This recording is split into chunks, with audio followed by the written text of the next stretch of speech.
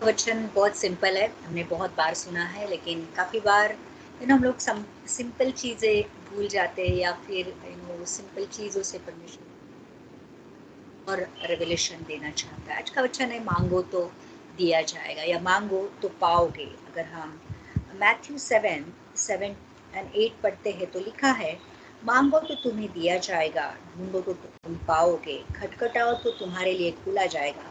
क्योंकि जो मांगता है उसे मिलता है, और जो ढूंढता है वो पाता है, और जो खटखटाता है उसके लिए खुला जाएगा।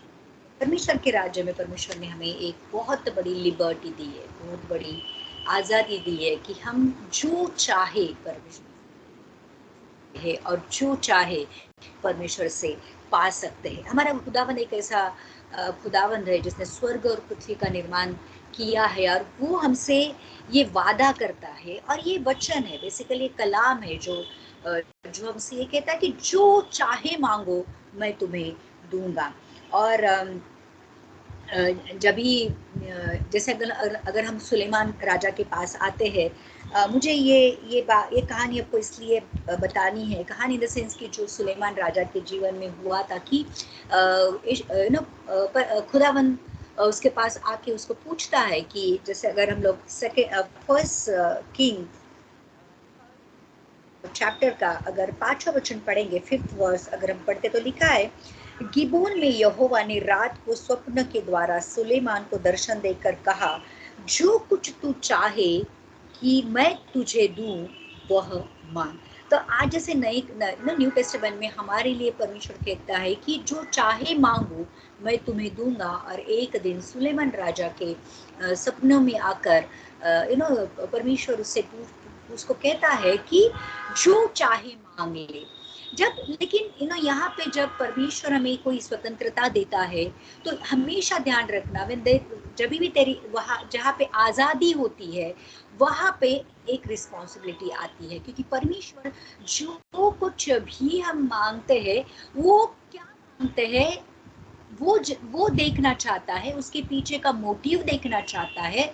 और वो देने के बाद हमें एक्चुअली फिजिकल, मेंटल या स्पिरिचुअल लेवल पर क्या चाहिए वो परमेश्वर को पता चलता है। इनफैक्ट एक्चुअली परमेश्वर तो हमारे दिल को जानने वाला परमेश्वर, क्योंकि हमारा दिल उसने बनाया, तो वो जानता है कि वो ऐसे लिखा है वचन में कि मांगने से पहले खुदावन बाप जानता है कि हम क्या मांगने वाले हैं। मतलब हमारे दिमाग में विचार आने से पहले ही उसको पता होता है कि हम क्या मांगने वाले हैं या क्या हम सोच रहे हैं, क्योंकि अंत से आदि जानता है। फिर भी वो हमारे मुख से कबूल करवाना चाहता है कि हम क्या मांग रहे हैं। तो जब ये लिबर्टी दिए जाती तो हमको बहुत खुश हो जाते हैं ना। जब भी अगर समझो जैसे क्रिसमस है, और बचपन में जब भी माँ बाप पूछते हैं, चल तुझे क्रिसमस के लिए क्या चाहिए, मैं तुझे दूंगा। एंड हम लोग सोच में पड़ जाते हैं कि अरे क्या मांगे, एंड फिर हम हमारे ज़रूरत के हिसाब से हमारे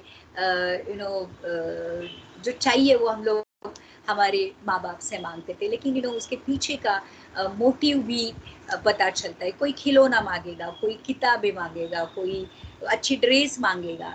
तो जो हम मांगते हैं, बेसिकली मुझे आज आपको ये समझाना है कि हम क्या मांगते हैं उसके ऊपर डिपेंड करता है कि हमारा स्पिरिचुअल लेवल क्या है।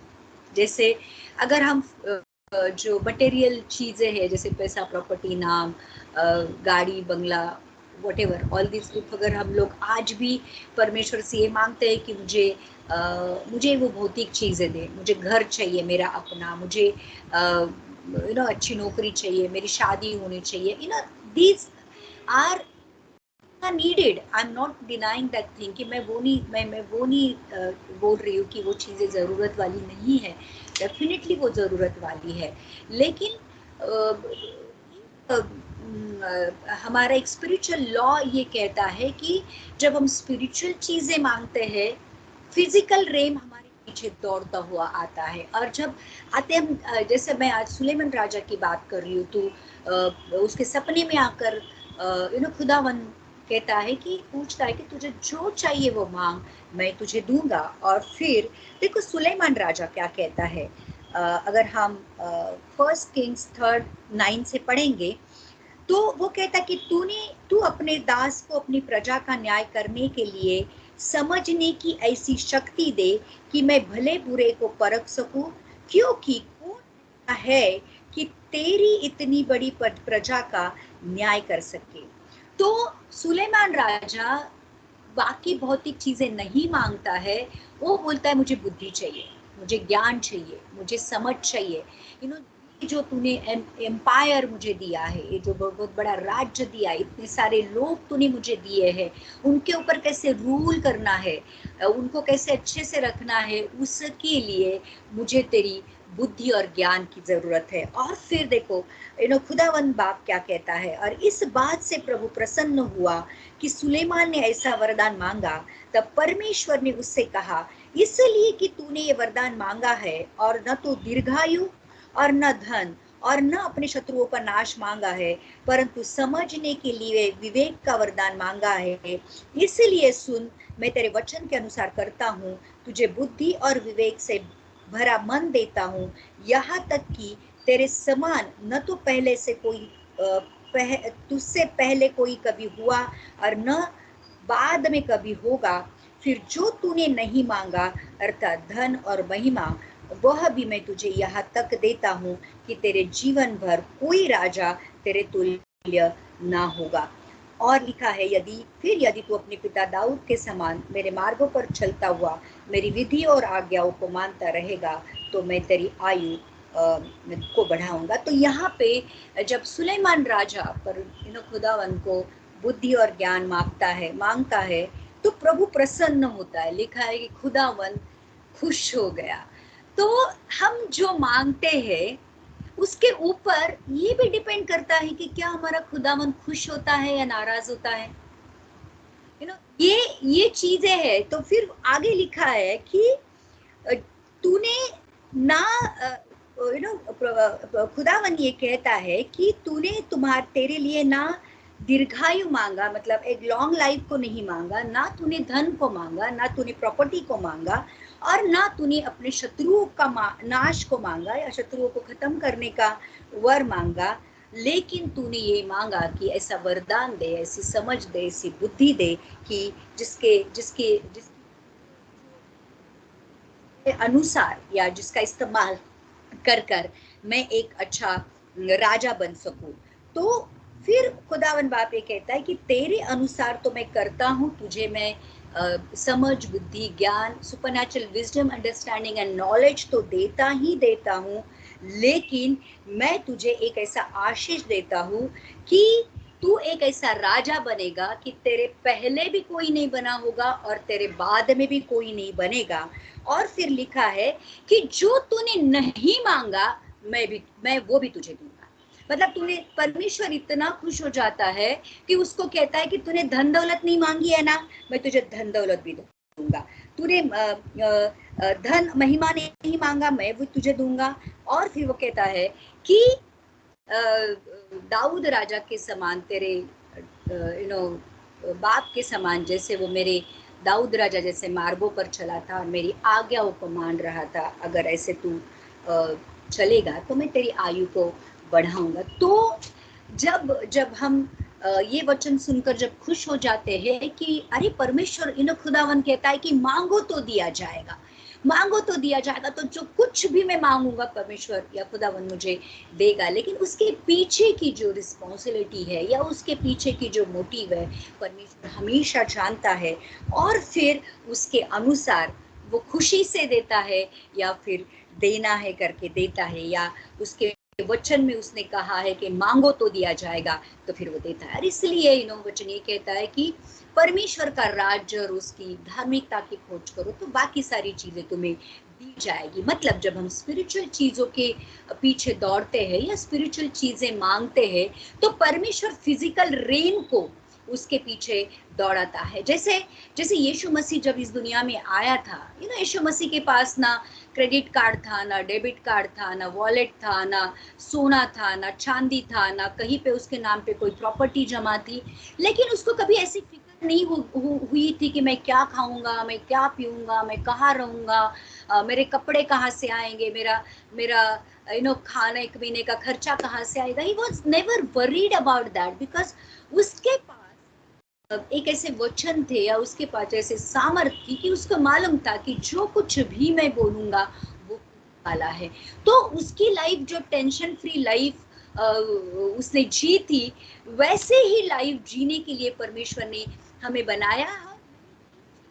अगर हमने अगर न्यू टेस्टामेंट पढ़ा होगा या पूरा बाइबल हमने पढ़ा होगा, तो जो कुछ भी यीशु मसीह ने मांगा, जो कुछ भी खुदावन बाप ने उसको दे दिया था। लंगड़े को चलना सिखाया, जो जन्म के अंधे थे उसको आंखें दी, जो मुर्दे पड़े थे उनको उसने जिलाया।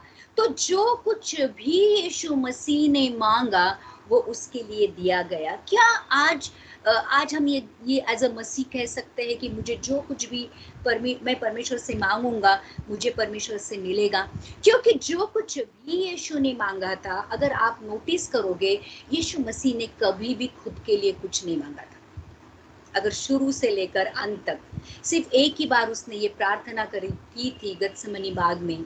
उसने कहा था, हो सकता है हे पिता तो ये प्याला मुझसे दूर हो जाए, लेकिन उसको अटैचमेंट में एक और वचन वो मतलब और एक प्रार्थना वो करता है कि लेकिन मेरी नहीं तेरी इच्छा तो पूरी कर। मतलब ये होता है कि जो कुछ भी यीशु मसीह ने मांगा था वो परमेश्वर के राज्य के लिए मांगा था, स्वर्ग के लिए मांगा था। तो चर्च आज हमें भी जब हम मांगते हैं, तो जब हम थोड़ा स्पिरिचुअली मैच्योर हो जाते हैं, तो शुरू में जब हम परमेश्वर के पास आते हैं तो हम यही मांगते हैं, चंगाई दे, छुटकारा दे, पैसा दे, नौकरी दे, शादी होने दे, ये दे, वो दे। लेकिन जैसे जैसे हम मैच्योर हो जाते हैं तो फिर हमारा जो मांगने का जो तरीका है, मुझे ऐसा लगता है, या मांगने की जो चीज़ें हैं वो हमें थोड़ी बदलनी पड़ेगी। जैसे सुलेमान राजा, जिसको परमेश्वर ने ऑलरेडी एक्चुअली बुद्धि और ज्ञान दिया था, वो बोलता है कि मुझे और बुद्धि और ज्ञान दे, ताकि मैं जो लोगों के ऊपर तूने मुझे राजा ठहराया है, मैं उनके ऊपर राज कर सकूं या उनको अच्छे से चला सकूं। हम ईश्वर ने इस यीशु मसीह के लहू के द्वारा हमारे लिए भी यीशु मसीह ने जगत को जीत लिया है। We are the kings. अगर यीशु मसीह राजाओं का राजा है, तो वो राजा जो राजाओं के ऊपर राजा है हम है। तो हमें भी राजा बनाया है, उसके किंगडम में हम राजा है, उसके राजदूत है, उसके बच्चे है। अगर राजा का बच्चा प्रिंस कहलाता है, राजपुत्र कहलाता है, अगर यीशु मसीह राजा है तो हम भी उसके राजपुत्र है। तो मतलब ये है कि अगर हमारे लिए भी एक किंगडम दिया गया है रूल करने के लिए, तो जब हम मांगते हैं तो एक राजा की हैसियत से मांगना चाहिए, ना कि एक सेवक के या बेगर के जैसे हमें मांगना चाहिए। हमें मांगना चाहिए परमेश्वर की जो हैसियत है, हमारा बाप कितना बड़ा है, हम हमारे बाप के औकात के अनुसार, बाप के स्टैंडर्ड के अनुसार हमें चीज़ें मांगनी चाहिए। और फिर आगे जाके वो ये कहता है, अगर हम मैथ्यू 21:22 में लिखा है कि जो कुछ भी हम मांगते हैं, ध्यान रखना एक चीज़ परमेश्वर हमसे एक्सपेक्ट करता है, और वो है, अगर हम मैथ्यू 21:22 पढ़ेंगे तो लिखा है, जो कुछ तुम प्रार्थना में विश्वास से मांगोगे वह सब तुमको मिलेगा। तो दूसरी चीज परमेश्वर आज हमसे ये कहना चाहता है कि जो कुछ भी मांगना है ना, मांगो, किया जाएगा, लेकिन विश्वास से मांगो, ईमान से मांगो, पूरा अपना जो विश्वास है उसके पीछे लगा दो। क्योंकि जिसके हम अपनी तरफ देख के नहीं मांग रहे, जिससे मांग रहे हैं वो कौन है ये जानकर मांगो। हमारा खुदावंद बाप स्वर्ग और पृथ्वी का निर्माण करता है, जिसके लिए कोई बात अनोखी नहीं है। जब हम इस चांद तारे स्वर्ग की तरफ देखते हैं, आकाश की तरफ देखते हैं, तो हम पाते हैं कि हमारा खुदावंद बाप कितना बड़ा है। और अगर ऐसे खुदावंद बाप के बुद्धि, ज्ञान और उसकी जो ताकत सामर्थ है, उसका जो पावर है, उसका जो सॉवरेनिटी है, उसके अनुसार मांगो। पहले तो समझ लो कि किससे मांग रहे हो, किसी चेहरे से नहीं मांग रहे हो, किसी जैसे जब भी हमारी जरूरत होती है, समझो अगर हमें 1 लाख की जरूरत है तो हम वो इंसान से मांगेंगे जो 1 लाख रखने 1 लाख देने की औकात रखता हो। अगर जिसके पास 1000 भी नहीं है उसको हम 1 लाख मांगेंगे तो वी नो कि हमें नहीं मिलने वाला है। तो हमारा खुदावन बाप जो सॉवरेन परमेश्वर है, जो लिखा है कि सर्व सामर्थी, सर्वज्ञानी, सर्वव्यापी परमेश्वर है। अगर ऐसे परमेश्वर से हमें मांगना है और हम जानते हैं कि जिससे मैं मांग रहा हूँ और जो कुछ भी मैं मांग रहा हूँ वो देने की वो हैसियत रखता है, तो मांगना है तो परमेश्वर का वचन ये कहता है, आज कलाम हमसे ये कहता है, मांगो तो दिया जाएगा, लेकिन जब भी मांगते हो तो ये सोच कर मांगो कि कौन दे रहा है, और जब भी मांगते हो तो विश्वास से मांगो। और एक वचन देखेंगे, जॉन 14:13 में लिखा है,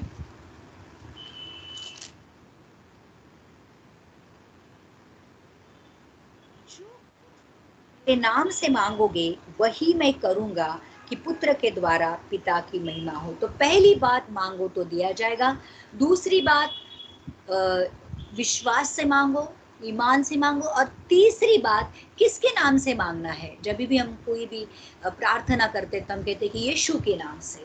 तो एक एक एक ऐसा अद्भुत, एक ऐसा पावरफुल नाम हमारे लिए दिया गया है, जिस नाम के आगे स्वर्ग, पृथ्वी और पृथ्वी के नीचे की दुनिया भी झुकती है। तो जो कुछ भी मांगते हैं यीशु के नाम से मांगना है, किसी और के नाम से नहीं मिलेगा।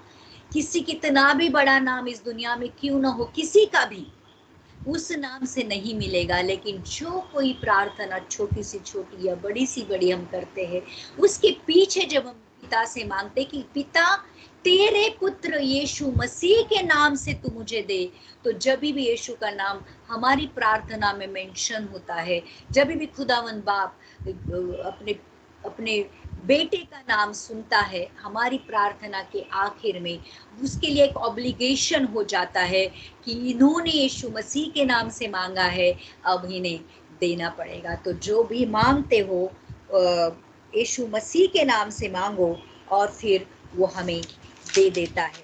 और लेकिन मुझे एक आज बात ये कहनी है कि ये परमेश्वर कोई एटीएम मशीन नहीं है, एनी टाइम, या एटीए मशीन नहीं। मैं हमेशा मेरे चर्च को भी ये कहती हूँ कि वो कोई एनी टाइम एनीथिंग वाला परमेश्वर नहीं, कि कभी भी उसके पास आओ और जो कुछ भी मांगो वो दिया जाएगा ना। परमेश्वर का वचन कहता है कि वो हमेशा तुम्हारे मांगने के पीछे के मोटिव को देखता है। आप किस इच्छा से मांगते हो, गलत इच्छा से मांगते हो या सही इच्छा से मांगते हो।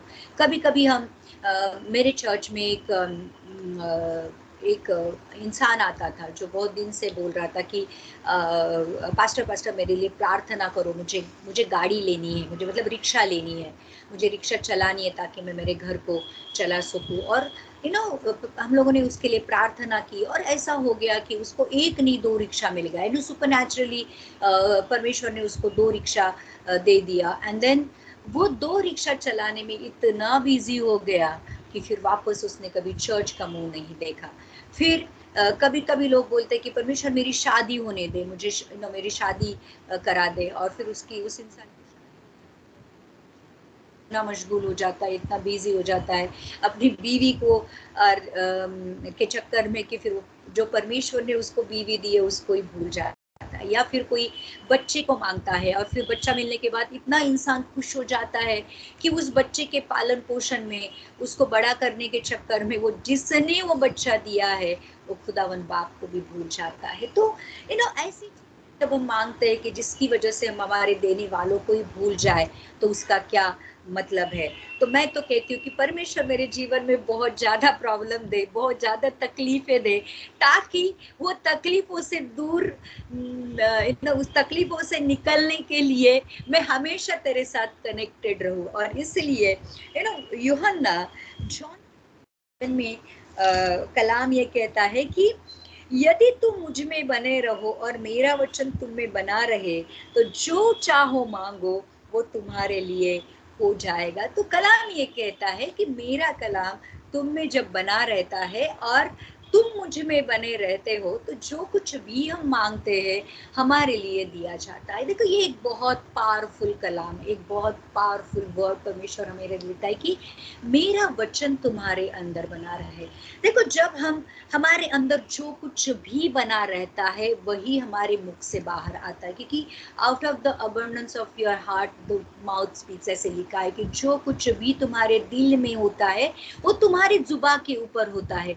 जब हम हमारे हृदय को कलाम से भरते हैं, हम कलाम में होते हैं, कलाम हम में हमारे अंदर होता है, और जैसे वही जॉन 15:4 में लिखा है कि तुम मुझ में बने रहो और मैं तुम में, जैसे डाली दाखलता में बनी न रहे तो अपने आप नहीं फल सकती, वैसे भी यदि तुम मुझ में ना बने रहो तो अपने आप फल नहीं सकते। और मैं दाखलता हूँ, तुम डालियाँ हो, जो मुझ में बना रहता है और मैं उसमें, वो बहुत फल लाता है, क्योंकि मुझसे अलग होकर तुम कुछ भी नहीं कर सकते। मतलब ये कलाम हमसे ये कहता है कि परमेश्वर का कलाम हम में और हम उसमें बने रहे पवित्र आत्मा के द्वारा। देखो, अगर हमारे अंदर पूरी तरह कलाम भरा हुआ है तो हम क्या मांगेंगे? हम उस कलाम के अनुसार मांगेंगे, या जो कुछ भी हम मांगेंगे वो कलाम हमारे जीवन से, हमारे मुख से बाहर पड़ेगा। और वो कलाम क्योंकि खुदा है, वो हमारे जीवन के द्वारा पूरा हो जाएगा।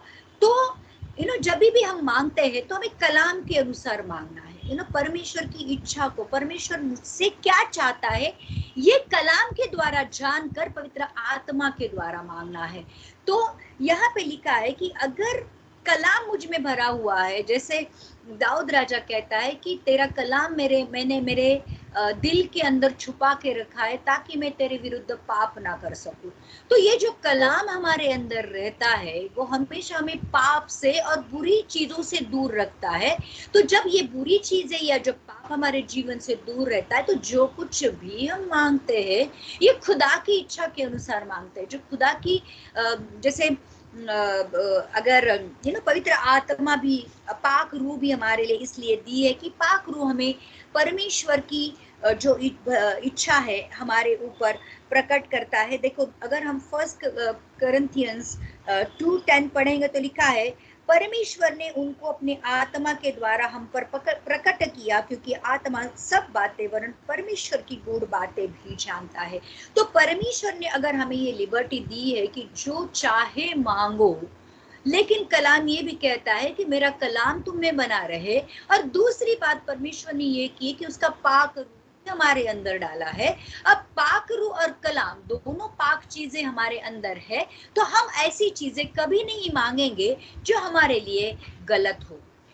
एक जगह ऐसे लिखा है कि तुम मांगते हो और तुम्हें नहीं मिलता है क्योंकि तुम गलत इच्छा से मांगते हो। अगर हमारा छोटा बच्चा है, अगर वो सीजर मांगता है कि मुझे सीजर चाहिए, मुझे सीजर चाहिए, अगर 2 साल का बच्चा है, क्या आप उसको सीजर दोगे या नाइफ दोगे? अगर वो बहुत जिद करता है, वो रो रहा है कि मुझे नाइफ चाहिए, मुझे सीजर चाहिए, हम लोग नहीं देंगे।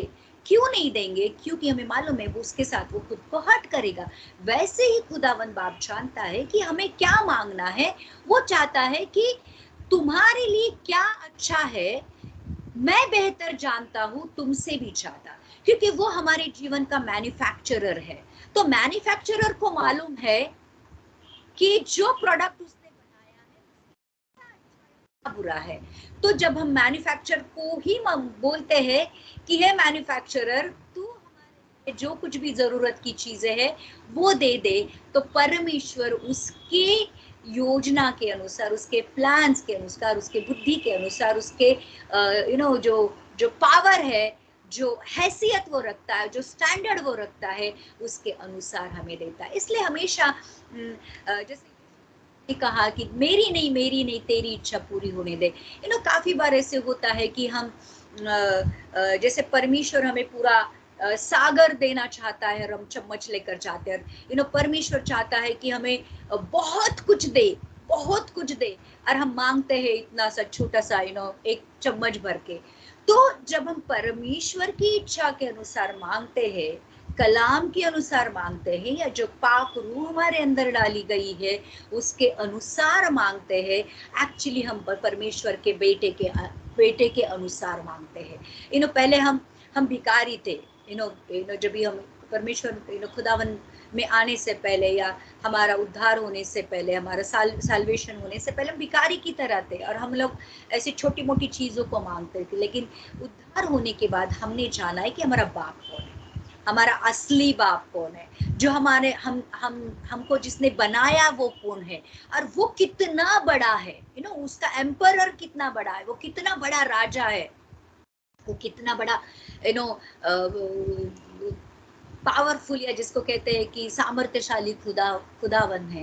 और फिर जब हम जानते हैं कि मेरा बाप कौन है और मैं बेटा हूँ उसका, तो फिर हम लोग वो बाप के बेटे के अनुसार मांगेंगे। और इसलिए यहाँ पे लिखा है कि यदि तुम मुझ में बने रहो और मेरा वचन तुम में बना रहे तो जो कुछ मांगे तुम्हारे लिए दिया जाएगा। और यहाँ पे एक बहुत पावरफुल बात वचन हमसे, कलाम हमसे कहता है कि वचन के अनुसार मांगो। हम कितनी भी बहुत ज्यादा बक करते हैं ना, वी प्रे फॉर आवर्स, एक घंटा 2 घंटा हम प्रार्थना करते हैं, परमेश्वर ये दे वो दे, इसको चंगाई दे, उसको छुटकारा दे, ये कर वो कर।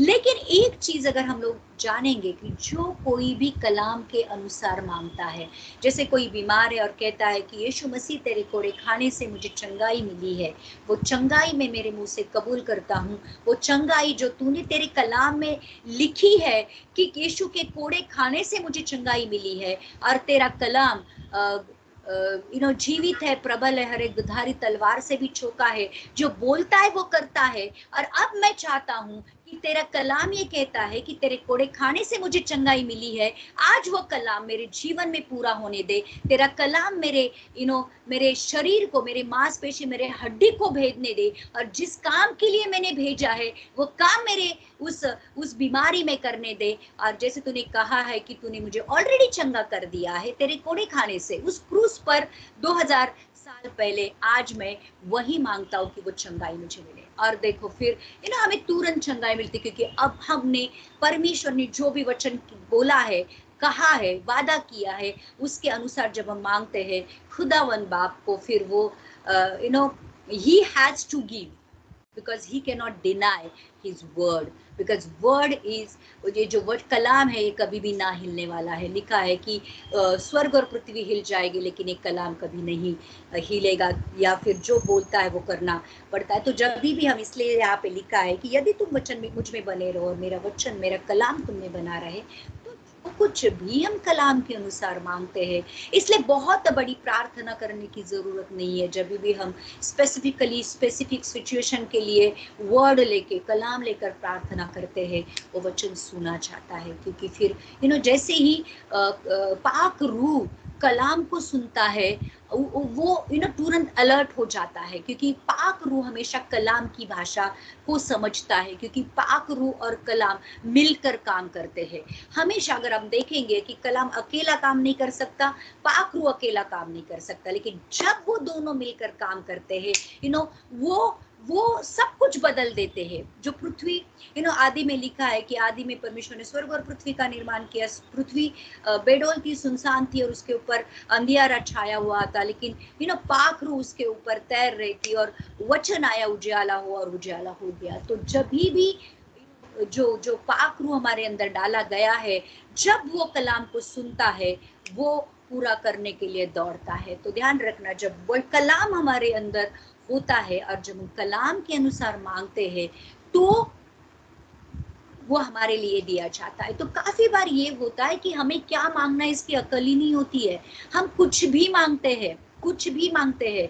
जैसे अगर कोई डिपार्टमेंटल स्टोर में हमें लेके जाए, या बहुत बड़ा ज्वेलरी के शॉप में हमें लेके जाए, लेकिन अगर हमें मालूम ही नहीं कि कौन सा हीरा अच्छा है, कौन सा बहुत कीमती है, कौन सा बहुत कीमती चीज उस दुकान में रखी है, वी विल आस्क छोटा मोटा थिंग, छोटी मोटी चीजें ये करेंगे। लेकिन जब हमें परमेश्वर अकल देगा कि क्या मांगना है, इसकी अकल जब हम मांग दे, जैसे सुलेमान राजा ने मांगा था कि मुझे अकल दे, मुझे बुद्धि दे, मुझे ज्ञान दे, मुझे समझ दे, ताकि वो भी मांगने की हमें समझ आनी चाहिए कि परमेश्वर से कब, कहाँ, कैसे मांगना है।